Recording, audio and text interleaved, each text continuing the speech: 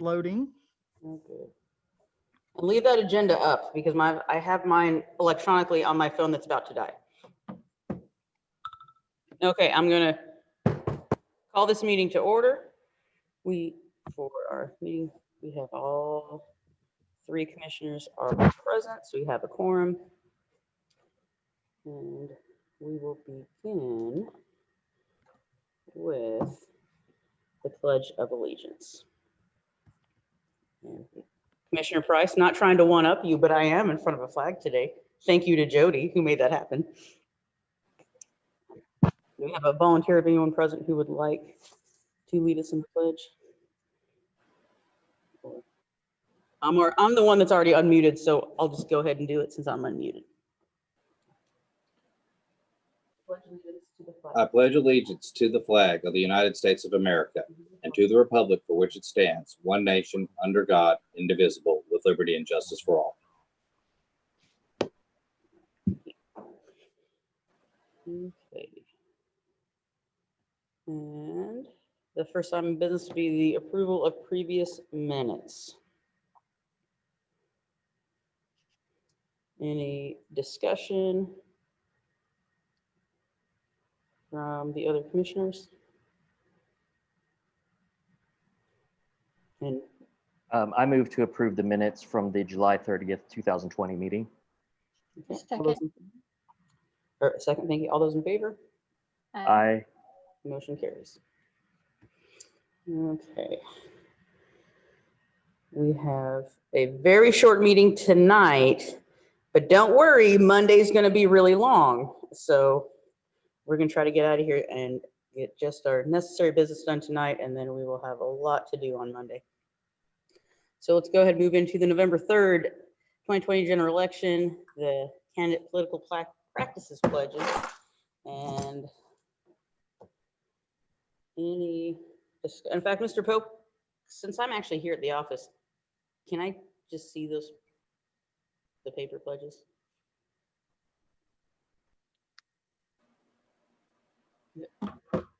Jody, would you like Amanda? Where are those? They are locked in my cabinet. Okay.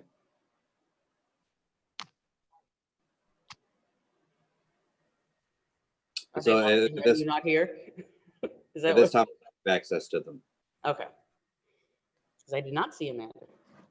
Okay. We have you did email them, but Mr. Poe, the device that I can access my email on is almost out of battery. So if I run out of battery, I may need you to print them out for me, but we'll get through these as quickly as we can.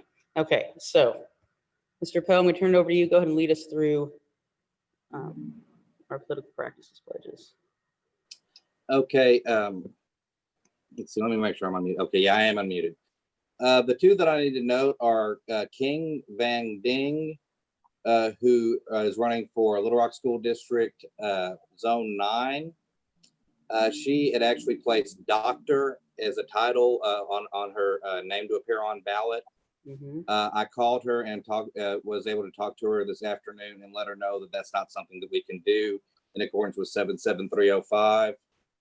I also called the other one I need to point out is Tom Horton, who is running for Little Rock 9. Position 9, one of the at-large positions for the city board. Mm-hmm.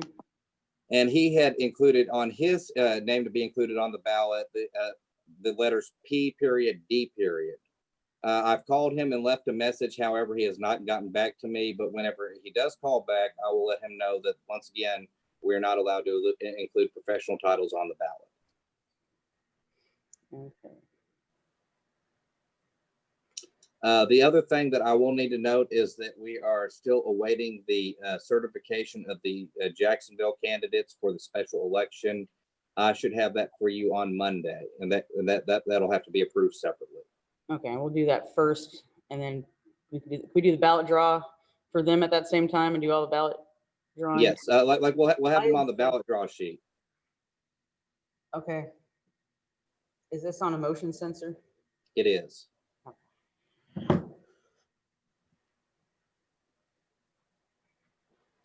It should, there they go.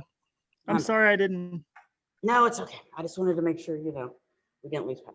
All right. Okay. Well,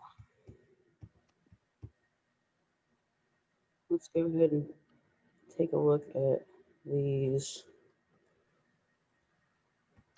Besides the two with the designations that Mr. Poe has just told us about, commissioners, do you look, by looking at all these political practices, pledge is, I guess that'd be the, any other concerns or, I know we got plenty to look at. And Mr. Poe, since you don't have access to the actual original documents, could you just print those off for me? I know it's going to take a minute. I'm running out of battery, and I'm afraid I'm going to be dead. Okay. I know, I know. It'll take a little bit to print these. There's probably, what do you say, Amanda, about 70 or 80? I know it's a lot. That sounds right, yes.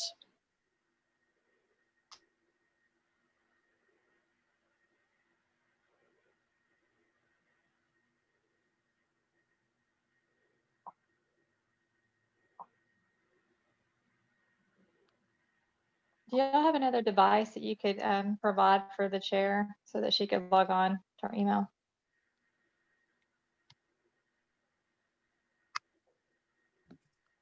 Well, we've got a laptop there, so if there's anything else you can think of, I can,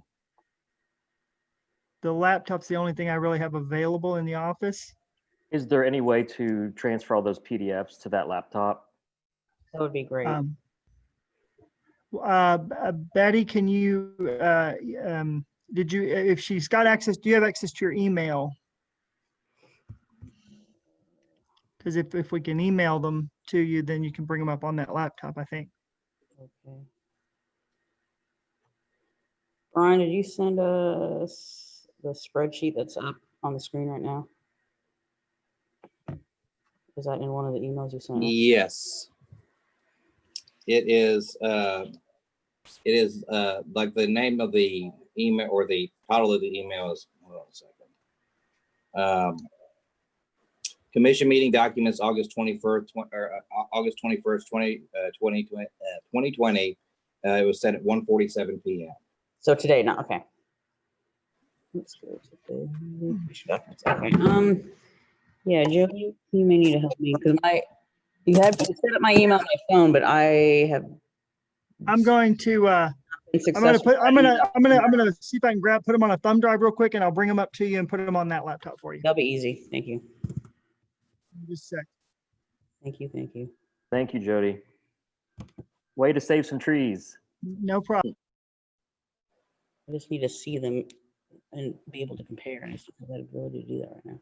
Thank you, Jody.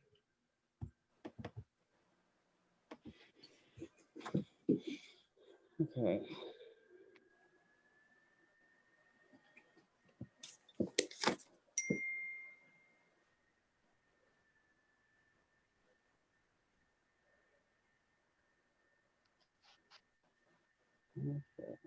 Well, good job, staff. I don't see any anomalies with names or information from what I've been able to look at here.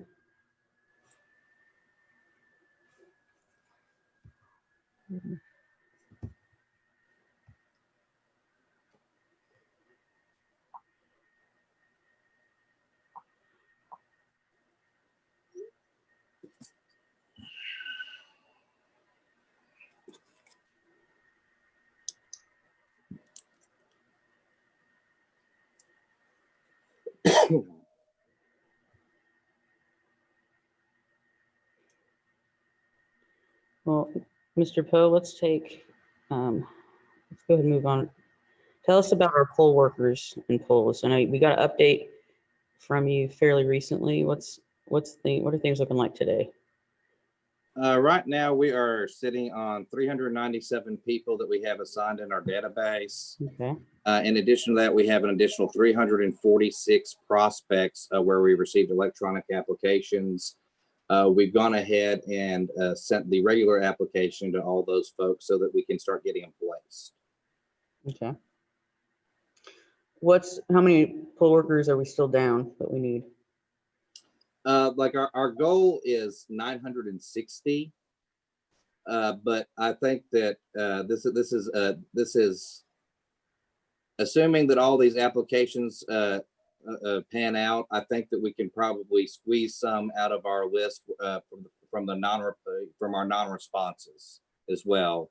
In addition to that, we're continuing to push through social media and local media to try to get the word out there. The clerk's office is helping with that as well, as is the county communications department. So we've been, these 346 applications, we've actually received those since last Tuesday. That's great. So we've been receiving a steady stream of applications, and it's our goal to just raise awareness as much as possible, because we're very confident that the citizens of Pulaski County will respond if they know there's a need. Yes, there is. And I think a nice thing to post on our social media pages are this PPE equipment table up here that we have set up for the training, showing all the different PPE equipment. Would be something that we could push out through our, it's an easy post, and would be something that I think the public seeing that and knowing this are the precautions, here's what we have available for poll workers so they are safe, would be something that would, no, I'm not good. And that's a fine idea. Just so y'all know, we actually have over 750 gallons of hand sanitizer. Let's say that, but just say, hey, this is here's an example of what's available, and we'll push that out and say that we have tons of hand sanitizer, of the little disposable stylus. And that, so each one of those could be a post. We can every few days we can do a like a, I don't know, PPE update post of how we're looking out for the poll workers. It's coming up eventually. It's open. It's open up. It's just a big file. We don't want to set that as your browser. No, we don't. That's a good idea. Okay, so now Jody, you can scroll. You're awesome. Thank you. Okay. Thank you, Jody. And then do we have This is an the, FYI to get back to Zoom, just click that button down there. This, I mean, you're on broadcasting, but if you want Yeah. to see what's going on. gotcha. Thank you, Jody. Okay. Okay, great. Thanks for the update. And Mr. Poe, while I'm looking at I've got 2 more political practice pledges. I went through part 4, part 3. I might need to do part 1 and part 2. I'll finish being able to look at them. I sent you, we talked, Mr. Poe, about this. I didn't see an email. So Monday, with the ballot position draw, did you inquire to Barry Hyde about allowing the candidates who are on the ballot or their representative to attend our meeting? No, I did not. Okay, I asked you to do that. Could you please do that? No, I will not. Why not? Because that is a decision that needs to be made by the entire commission.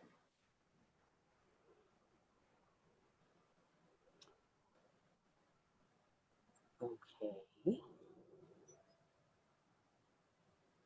So inquiring as to if we are allowed to meet in person or having anyone attend our meetings is something that the whole commission needs to do that. And even though I directed you to do that, you have refused to do so. Yes, because you are not the whole commission.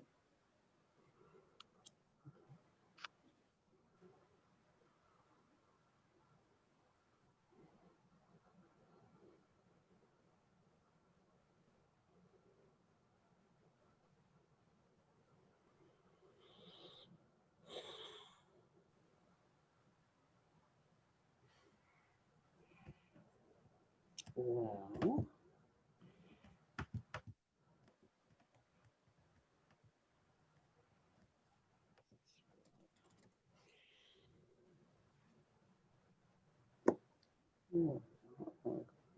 we'll address that in just a minute. We'll finish looking at those.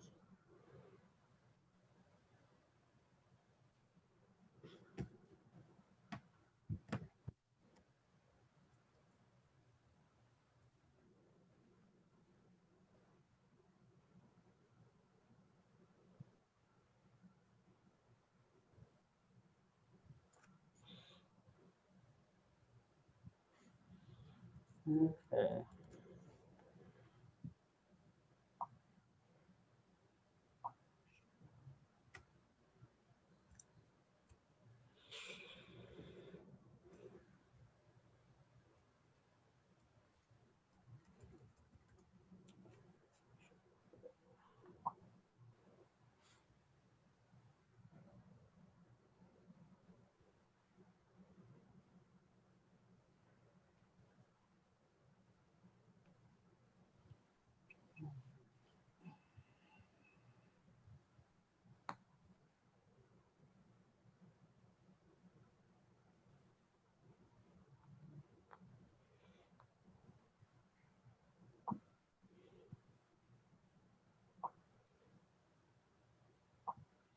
I have a question on the Little Rock school zones. Yes, ma'am. I remember I asked you a question about how the maps that they were being referred to on the school zones was dated January 1st, 2020. Yes, ma'am. And so, that's on my list, but I have not had a chance to follow up on that. Do we know on the school zones that they're filed for, that they're actually in the most current school zone? I'll defer to the clerk's office on that one. Okay. And I think that we Yes, have ma'am, clerk's I am office with here. us. Go ahead. Yes, ma'am, they are in the most current school zone. As of I can't remember that meeting date, if it was March or April or even May, that we had Shelby Johnson from GIS, because there was a change based on the 1985 Little Rock lines. And so those Yes. shifted, so. Yes, Commissioner, we spent the summer changing those lines and updating the new school zones to reflect the new reality, Madam Chair. Okay. So Madam Commissioner. we're very aware of that, because I did see people posting and referring to old, and not just them, the Little Rock School District had the old maps and they were sending those out. And then even the state board had, or the Department of Education had referring to the old maps. I am unaware of any postings from any organization posting any map, Madam Commissioner. I honestly don't know anything about that, but we have gotten the maps. We have worked with your office, with MetroPlan, with the state GIS. We have got the updated map. We have made the necessary changes in the database and have those updated. That was completed this summer. And then cross-referenced all these candidates to those zones, and they are within those zones. We had that done before the filing period began. Madam, Fantastic. Thank you. I appreciate it. no problem, Mr. Commissioner. All right.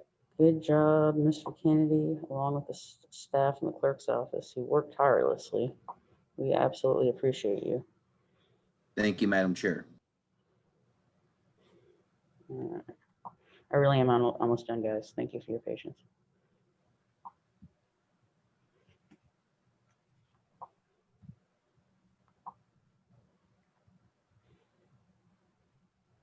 Well, this looks pretty good, y'all.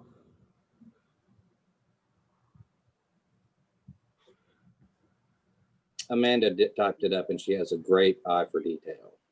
She does. Amanda, you're still one of my favorite people. I would say you're my favorite, but other people are on this call, so. Well, thank you. But you know that I like you. Could you verify the spelling of the name for Little Rock School District Zone 2?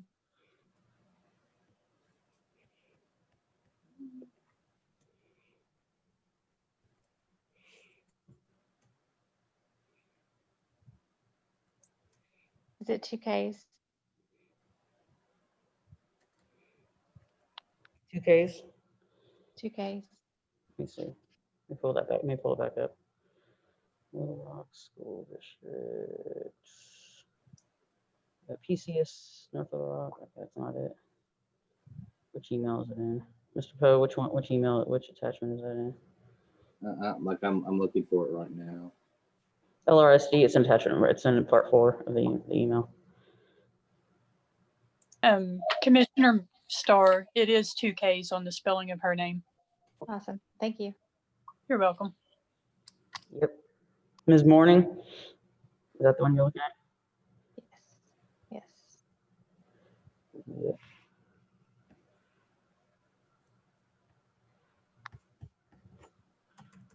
Keeping Amanda on her toes.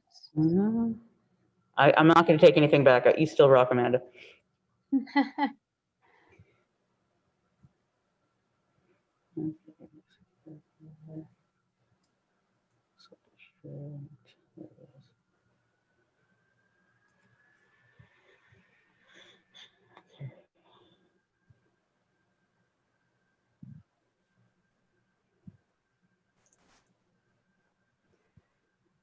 Okay.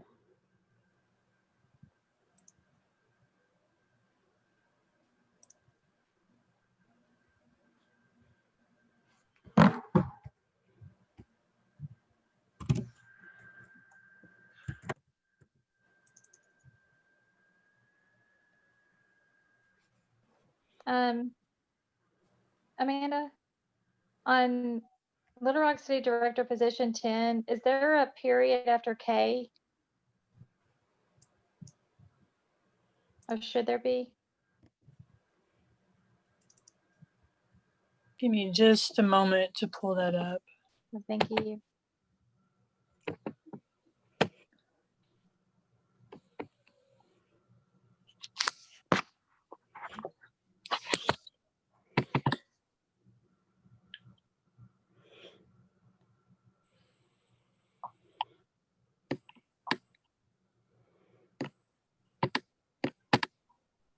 We're talking about Joan Adcock. Yes. That she did not put a period there. There's definitely not a period there. Okay. Not a period. Thank you. She has it on, and she has her name on there 5 times, not a single period. Okay. Thank you, Like Brian. everybody else has a period, but not her. It's okay.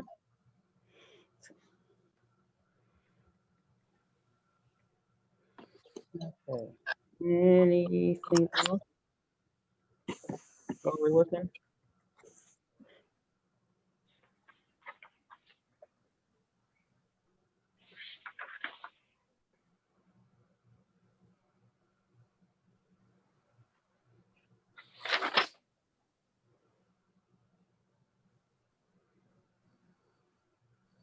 I don't see anything.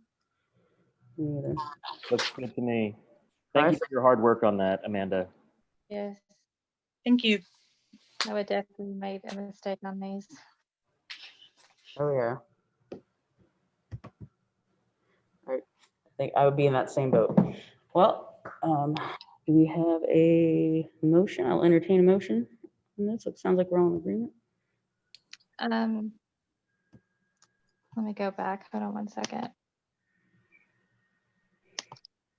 I'll make a motion to approve the candidate political practice pledges with the exception of, I'm gonna have to go back. I'm sorry. Brian, there were 2, correct, that needed, Yes, ma'am. And we updated those on the list. we did update those on the list, so they're not Yes. on there, correct? So that, yes, that is correct. We went on the list and fixed those Okay. because that's just a matter of statute. You know, we couldn't do, like, the commission couldn't put it on there if it wanted to. Okay. Oh, absolutely. Okay. I make a motion to approve the candidate political practice pledges as listed for the November 3rd, 2020 general election. I second that motion. All those in favor? Aye. All right, motion carries. And if whoever is doing the share screen, if you can go back to the agenda and then turn on the light. Okay. Thank you. So that was our one item of business we're gonna take care of today. I do have one item. So so the other commissioners are aware, I asked Mr. Poe to inquire with the county judge if he would allow attendance of our meeting for representatives, at least a representative of the party or something, or for the candidates, if they were allowed to come to the meeting. And you heard Mr. Poe said he's not going to do that. So, commissioners,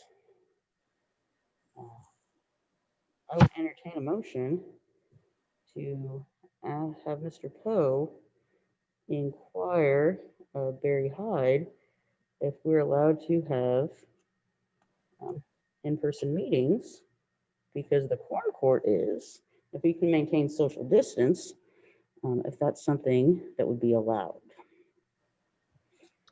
Madam Chair, and Brian, please jump in as well. I have a question about that. How exactly logistically, Brian, would let's say that we were allowed to do that? How would we do that logistically? Like we said, we have what, 70 to 80 folks on this list, so that's obviously more than the limit that we're allowed to have in the building. So would we have to create a schedule and stagger folks? I'm just thinking of logistically how that would work. I have an idea. You could have a representative from each party. And if there's a problem with other people coming in the building, Commissioner Price and I, or Commissioner Price and Commissioner Starr could be representatives from the respective parties, so that there is someone witnessing what's going on and not just only on video. But go ahead, Mr. Poe, go ahead. Me personally, I think that the idea is impractical.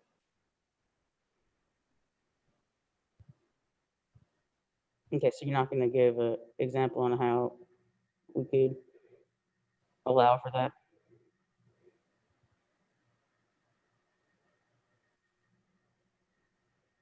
Is that a no, Mr. Poe? I've stated my opinion. Just as a matter of fact, it would require a significant diversion of staff resources when we're already stretched thin, training poll workers, recruiting poll workers, preparing for the ballot draw. And ultimately, I just don't see any particular benefit to that, as this is not a statutory requirement. It's strictly ceremonial.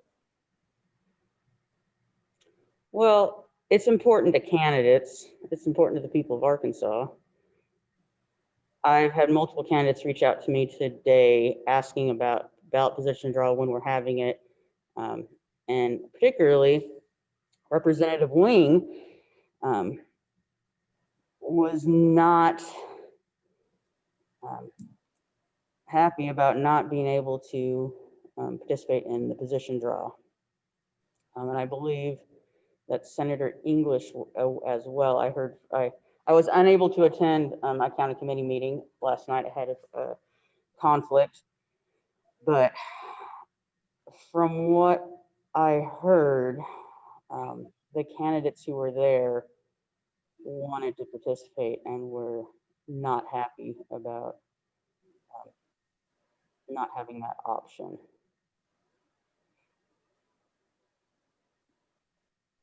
So I was wondering, could we inquire with our county judge to allow, if they would allow for example, one person from each party or a member of the press to be able to view the position draw, so there is no concern with foul play. There's no concern with, and I don't think that any of the staff members would be engaging in such things, but having somebody witness that would be a good idea.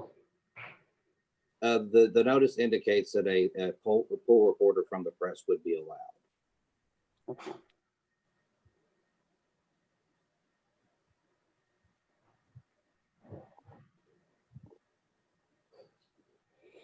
Okay, well, I'm gonna be there in person. So I absolutely will witness the position draw. Yeah, we are. But you can come in though. It won't interrupt what we're doing. Okay. Yeah, you go ahead. You do your thing. We're good. Continue on. Well, I will be there in person on Monday. And Commissioner Price, if you want, Well, if you that- want to attend, obviously that'd be we have bipartisan, and we have the two major parties present to witness the position draw. Madam Chair, No. I'm currently out of town over the weekend, so I would not be, I believe, back in town by the meeting time on Monday. So I would have to dial in virtually. My apologies. Okay. Well, I'll be there for sure.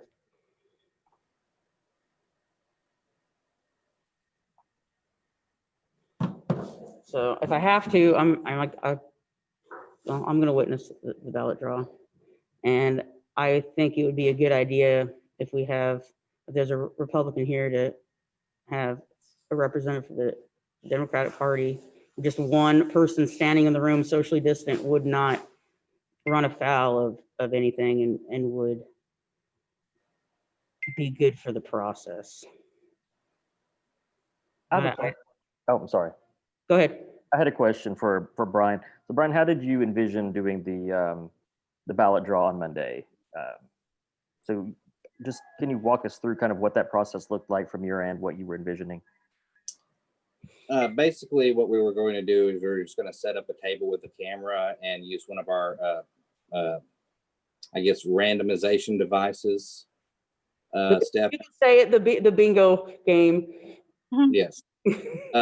And basically just have, whoever's present draw one ball at a time, as we normally would. And then hold it up to the camera. I believe we did that for the special Mhm. election in Jacksonville, correct? Yes. Didn't we do the ballot draw virtually? Did we? I think, No, because we'd already done the ballot draw. It was before, we did that before COVID, and then it got pushed back because of COVID. Okay.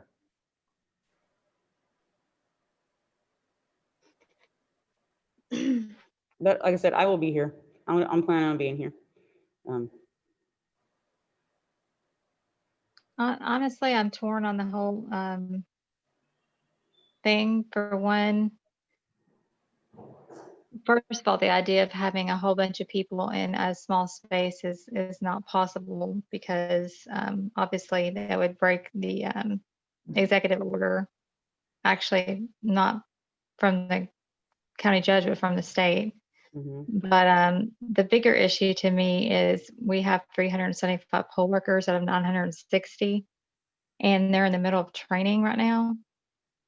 And I don't want to risk anyone at this moment in time and basically having us who are working all the time and we don't know who we've been around and risking that population of poll workers and their health. That's my concern. That's why I have not been inside that commission building since this has started, just for the protection of the poll workers and the staff, because we need them to be able to do their jobs.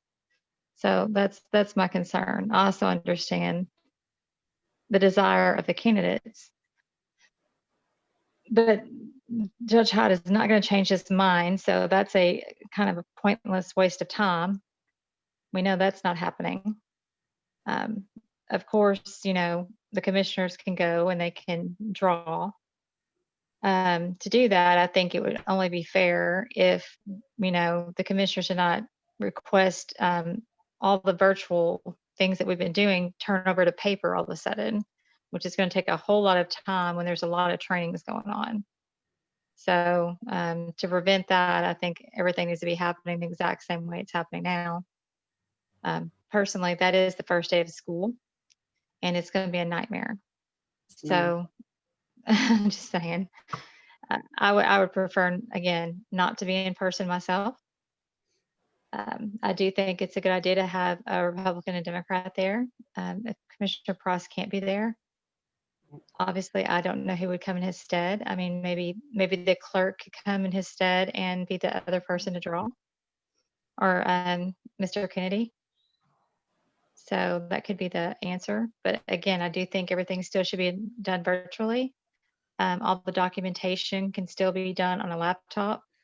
That way we're not printing a bunch of paper and being wasteful. And I would like to continue this even when we are in person again and try to prevent constant printing. Yes. We just need a laptop. We can do this going forward and save the taxpayers some money. Commissioner That's Starr, my 2 cents. thank you for your input. Actually, I echo your sentiments about the poll workers. You know, I worry that our average poll worker is 73 years of age, and we're already, you know, having issues finding enough poll workers for the general election. And I would hate to expose the staff to anything. And then, I mean, on our staff, we have the staff that we have, and it's a small but mighty team. But I mean, everyone on the team is critical, and we can't have anybody come down with anything. I remember earlier in the year when the flu kind of went through the office, and that was difficult enough. Imagine if it were to be a COVID-19 episode and then somehow spread to the poll workers. I mean, that could be really disastrous. So I agree with you on that point of making sure that the staff and the poll, and by proxy the poll workers, are all safe and healthy. And you know, and one thing I want to add about the virtual, I mean, you touched on it about the paper, saving the paper, but also to do this virtually and to do a ballot draw and then to hold the numbers up or whatnot, that's actually creating a record, because this is live and it's being recorded and it'll be on YouTube. So, you know, that's something that the candidates can always go back, you know, if they weren't able to attend or whatever, they could go back and see exactly what happened. So in a way, I kind of like it, because it is keeping that visual record that folks can go back and refer to. Whereas if we were doing this in person and a candidate couldn't make it for whatever reason, they really, you know, they don't know what happened as far as who drew their number and what that looked like. So there are some pros to it, I believe. And if I'm correct, because I did ask Brian, because I don't know why the decision was made at the beginning to not provide Zoom links to the public, because to me, this should all be done through Zoom, and it can still be recorded on YouTube. But there is no reason that I mean, and I don't know why this couldn't be done with the candidates as well, where they could be streamed through Zoom. But that all could be provided the Zoom link. We could turn off their mic, or their mute, basically is mute them, and only us could be provided the unmute option, so that the candidates could be interactive with the process. So the same way we do Zoom meetings and all of our everyday work lives. So I prefer it that way.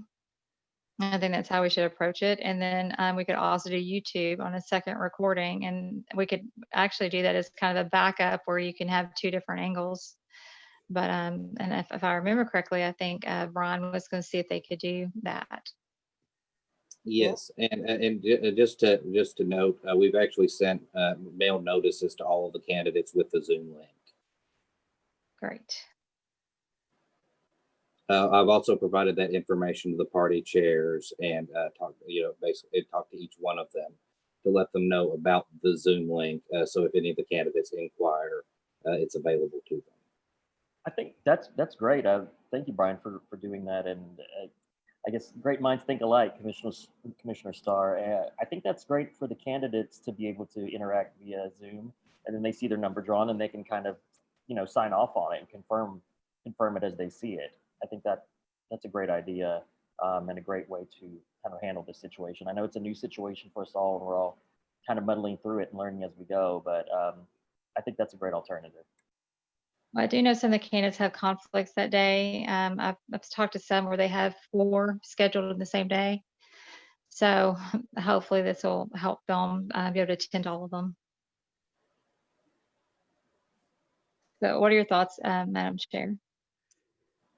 I think as long as the candidates can actively participate, that's the problem. And that's the concern that I heard from candidates today. I had multiple candidates call and talk to me, and they were part of the reason I have no battery left on my phone, because I didn't plan on having to go step out and take a phone call today. They're very upset with not being able to be actively engaged in this process and having a solution. I wanted to make sure we had a solution taken care of tonight. So as long as there's solutions so that everyone can actively participate, that I think will address the concerns of the candidates. And I will personally be there and oversee the process along with anyone else who's here present, and Zoom and YouTube can oversee the process as well. But I think it was made very clear last night to them that there is nothing that can be done to change the in-person issue. That is absolutely 100% out of our control. Yes. I would like to see if a representative from each part, one person as a representative from each party, being able to view in person as an option, especially since if Commissioner Price is unable to attend in person, if maybe he could send a Democrat in his stead to stand in and be the proxy Price for the evening, so that it's not just, the other concern I have is if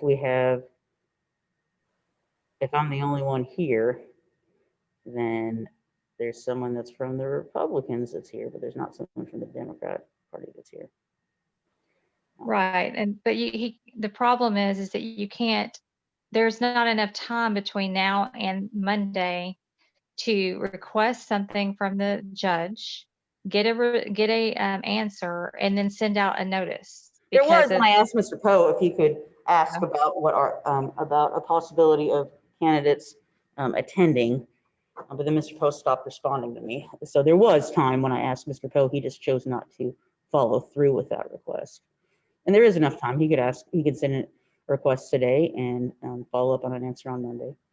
And Madam Chair, I'll let you know at the time, if this is important to you, then you could yourself make the request of Judge Hyde. And then Mr. Poe, as I told you, I was directing you to do that, to copy me on the correspondence. And you Madam chose not Chair, to. might I Mr. Poe, we're remind- done. No, and no, no, we're done. We're done, Mr. Poe. No, I'm not giving you Exactly, the we floor. are.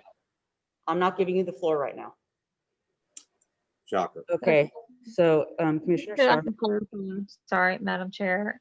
go ahead. If I can clarify, there has to be, 48 hours notice to the media on the agenda? Mm-hmm. Right. So that wouldn't be enough time if it was Monday for a decision to come back. So the only other option I can think of is to request either the clerk, who is a representative from the Democratic Party, or someone from the clerk's office who would also be a representative from the Democratic Party, to sit in for Commissioner Price. That's fine with me. That could take care of that issue. Mr. Kennedy, are you still with us? You're muted though. There you go. Madam Chair, I am still here. I cannot speak for the clerk's availability on Monday evening. Okay. I don't have, I know we are quite busy with public appearances. Absolutely. Period. Okay, well, it's an imperfect process. We're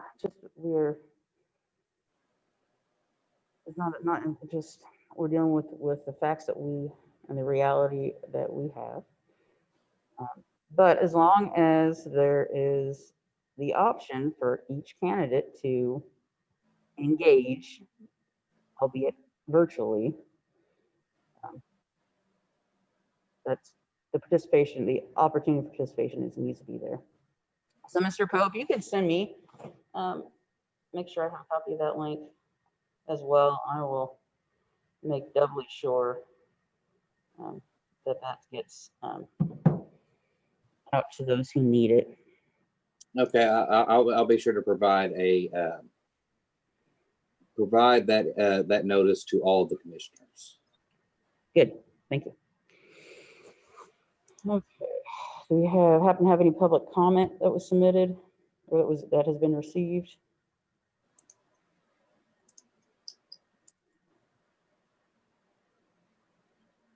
There is no public comment in the inbox. However, there are a bunch of poll worker applications. Yay! Excellent. That might be better. I don't say it's better than a public comment, but I think right now it's better. I'd rather have that right now. Although I do want to hear from the public. It'd be nice to have some public comments too in our meetings. Well, if there's nothing else that needs to be taken care of this evening, I will see Madam you Chair, on Monday. Yes. Madam Mr. Chair. Kennedy. Yes, Mr. Kennedy. I would just like to formally report to the commission where we stand in terms of the absentee ballots. Oh, yes, please. Is this an answer to my question? Is this an answer to my request, Mr. Kennedy? Yes, ma'am. Fantastic. Thank you. Yes, ma'am. We are reviewing the applications as they come in. We are placing the individuals into the absentee ballot status as quickly as we can. We are verifying the applications by the voter's name, the voter's address, the voter's date of birth, and their signature from our records when possible. We are doing that, inputting them, digitizing them, and having a second person go back, verify all the information's input correctly, and capture the signature off the application. We have processed 9,320 as of 5 o'clock today. Far excess of anything we've ever seen in this county, ever. We processed nearly 7,000 in the last 2 months. We received several hundred today. We're working on yesterday's applications as we left today. Excellent. That number is likely much higher than the 9,320 I just gave you. We are in the process of hiring additional employees. I am transferring employees from other departments to assist us in the preparation for getting these ballots out as quickly as possible once you provide them to us. Is there any questions from the commission? Yes, I have a question. So the request I had was, how many applications have you received and how many have you rejected versus how many have you approved? Yes, ma'am. We have technically rejected 0 applications because we haven't sent any out. We have 3 applications that we received from individuals who are not registered voters. We have notated in the system on the records that we able to find these 3 individuals were all in removable status. We sent them a note along with a voter registration application, asking them to fill it out and return it back to us. And we made a notation in each of the 3 records in the electronic record database, and we're awaiting their response. Any other questions, madam? I do have a question. Yes, ma'am. I understand the ballots haven't been sent yet, but before ballots can be sent, there has to be a determination if they're qualified based on a signature match. Yes, ma'am. We are So reviewing the what signatures. notations have been made for the 9,302, whether or not they're qualified absentee applicants? What's the determination for that? Like I said, we review the application based on the voter's name, voter's address, date of birth, and the signature. And we verified that it is signed. The application is signed by the voter. And we compare that to what we have in the record. So all 9,000, 320 up to this point have reached that threshold. Yes, ma'am.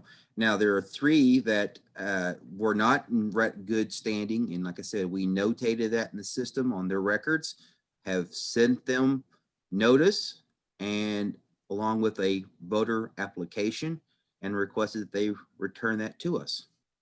so y'all have 100% success rate on signature match for 9,300 ballot applications? We are looking at them as best we can. We have not found anything really, outrageous.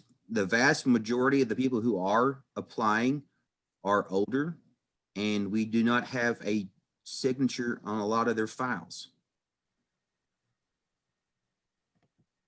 We Do you just not have have it. a signature on their file?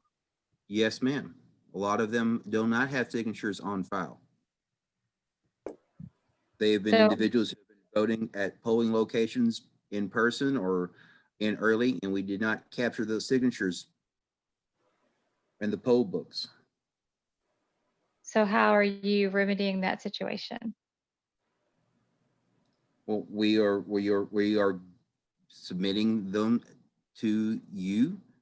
We're gonna mail them their ballot. They are registered voters at the address.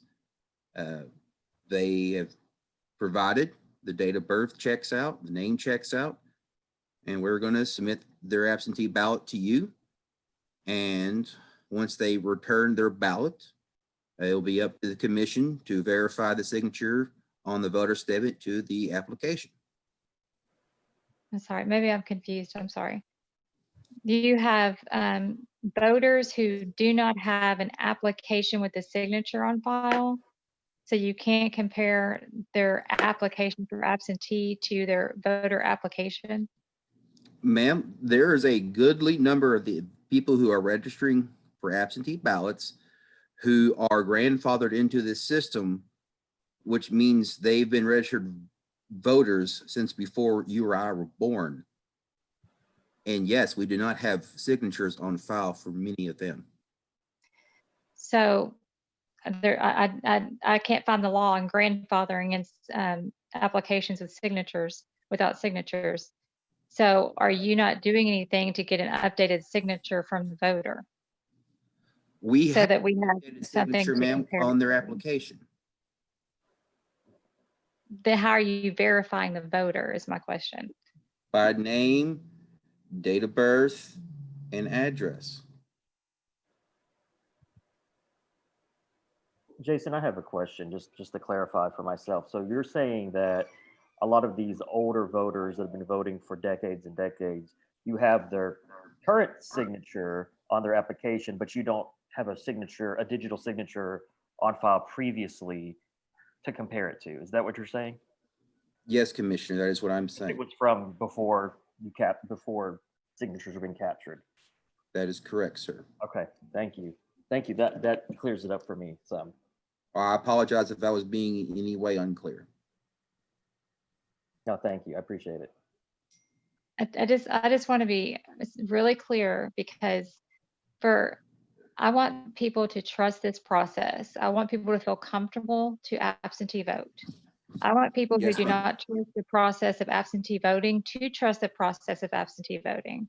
I want people who should not go to the polls because they're high risk or they're ill to not go to the polls. And I want those who should go to the polls to absolutely go and vote in person.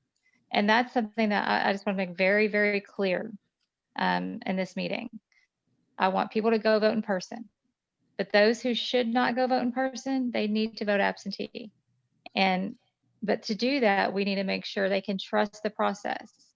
And to trust the process, there is the way the law is written is that you're taking that signature from that absentee application and verifying who they are to their original voter application so that we can say, yes, this person is who they say they are based on their original application.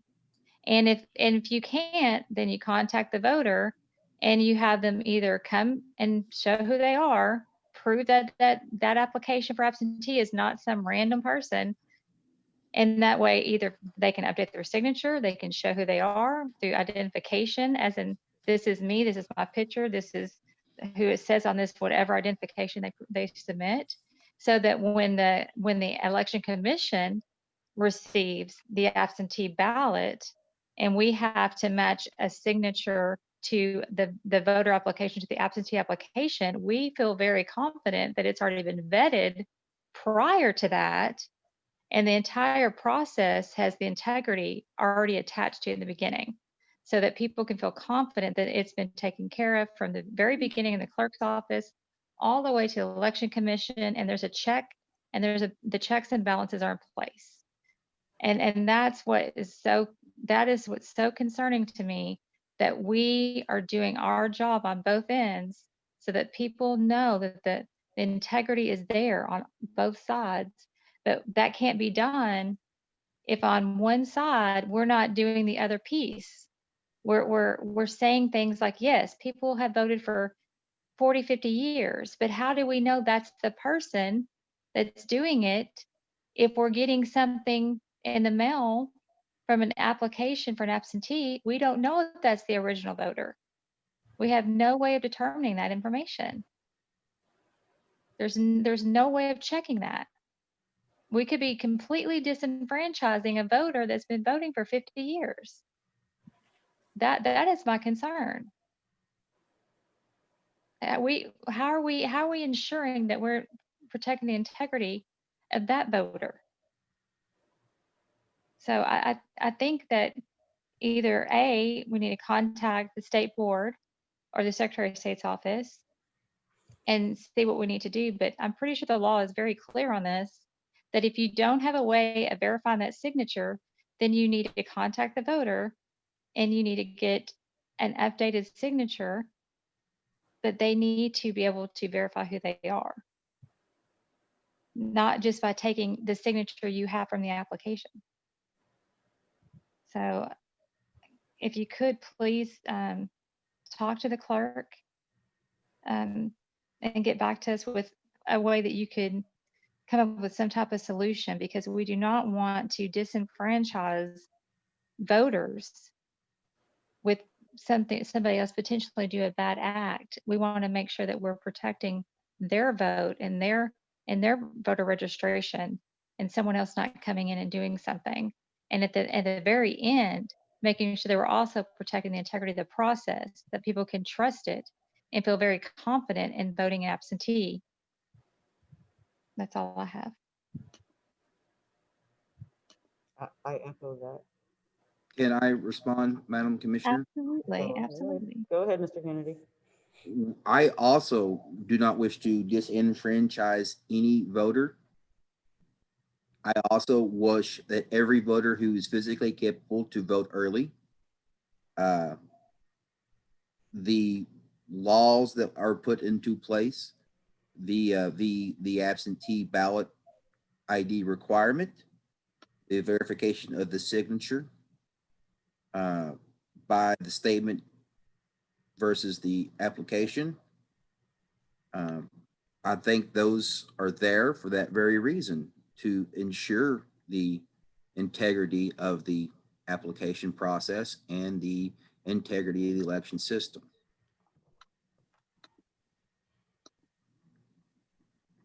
I understand. I understand. Requiring a second document, I'm sorry. But I would worry that requiring a second documentation in addition to an application for absentee ballot would be unnecessary burden. That's just my personal concern.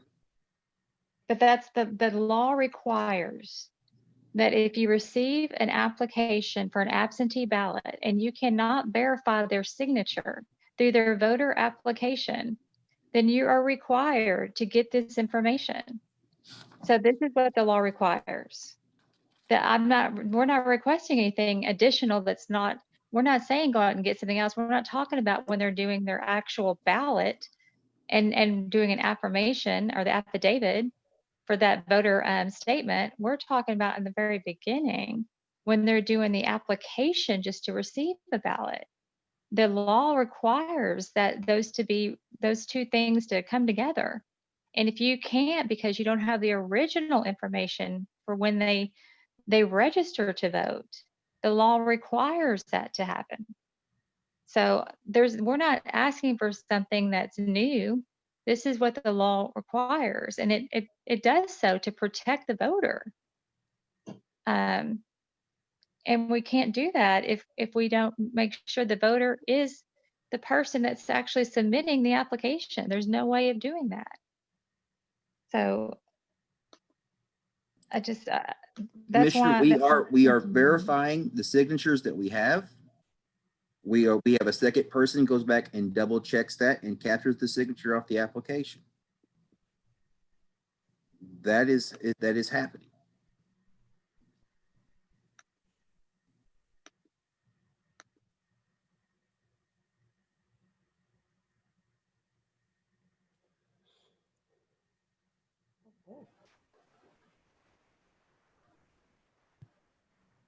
Well, Commissioner Starr, you have any follow-up? Yes, I'm here. Sorry. Is there anything further? Yes, I'm I'm talking to Commissioner Starr. sorry. Go ahead, I'm, Commissioner hon- Starr. I'm honestly at a loss. I'm at a loss for words. I'm at a loss for words. Truly, we have a very dark history in Pulaski County. And Jason, you know this more than anybody. I mean, there are people that have come into this county that have to clean up a horrible mess that Carolyn Staley left in this county for the scars that we have in this county from corruption and especially dealing with voter registration. So when we say things like, yes, we need to make sure that our voter registration is clean, I'm very surprised that we do not want to make every effort to follow the law when we're looking at this, especially in these uncertain times, and especially when there's so much scrutiny going on, and especially when we're actually changing the way that the law is applied during a pandemic. And when there's issues surrounding the post office and everything else, that we want to do everything we can to be so transparent to ensure that we are protecting the voter and protecting the integrity of our elections. I'm just truly at a loss for words right now. And it's very upsetting. And I do not want Pulaski County to go backwards because I know everybody, including yourself, has worked very hard to get us in a better place. And I will hope that you guys would absolutely reconsider how you're approaching this process. We cannot tell you how to do your process, but at the end of the day, the way it happened in the Carolyn Staley case, the election commission got named in that because they were held accountable for the way the voter registration process was handled.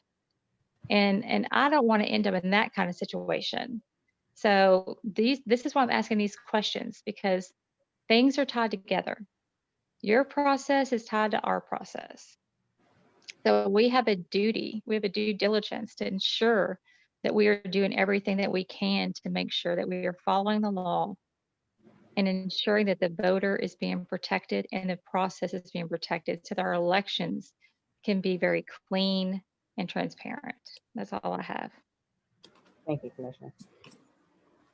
Madam Commissioner, may I respond? Um, I just real quick, I will make it quick. I okay, swear. go ahead. Madam Commissioner, we will effort every opportunity to verify every signature, every one of them. And we are following 75404. We are checking the applications. The name, address, date of birth, and signature we're following the rules. And we will do so. And we will make sure that the integrity of the process is upheld. Thank you, Mr. Kennedy. Commissioner Price, before we conclude, I just want to, do you have anything else to add, since there's a little more discussion when I thought we were done, but we had some further discussion. So Commissioner Price. No, not at this time. I mean, I think it's definitely a, it's an issue. I understand where Commissioner Starr is coming from, and I understand the clerk's position on this as well. I think for me, I'm just processing it, and this is something we could think about. And again, we're in a new situation here, and we're all figuring it out together and kind of muddling through, the best we can. But I think this is definitely something we can look at and continue to work with the clerk's office to fine tune those processes and make sure we're doing what's best for the people of Pulaski County and not disenfranchising any voters. Thank you, Commissioner Press. Well, Commissioners, if there's nothing further from either of you, at this time, we will be adjourned. Hey, excuse me. Mr. Poe? I need to request that you all set a meeting for the 28th of August in order to certify the ballot. So to outline how the process is going to go, once you all complete the ballot draw on the 24th, then that will be the last piece that we need in order to prepare the ballots for the general election. Okay. Amanda will then go ahead, work her magic. It'll take her 1 to 2 days to get the ballot fully programmed. So that puts us at Wednesday. From Wednesday through Friday, we're going to verify the ballot at least, each and every ballot style at least 3 times. At that point, we will ask you to certify the ballot so that we can go ahead and get the absentee ballots to the printer to be printed, given the large volume of requests that we've had. Okay, what day did you request having a meeting? The 28th? The 28th. Okay. Amanda, I'm sorry. Amanda, are we able to have these electronically to review? Yes, I can send them to you in a PDF.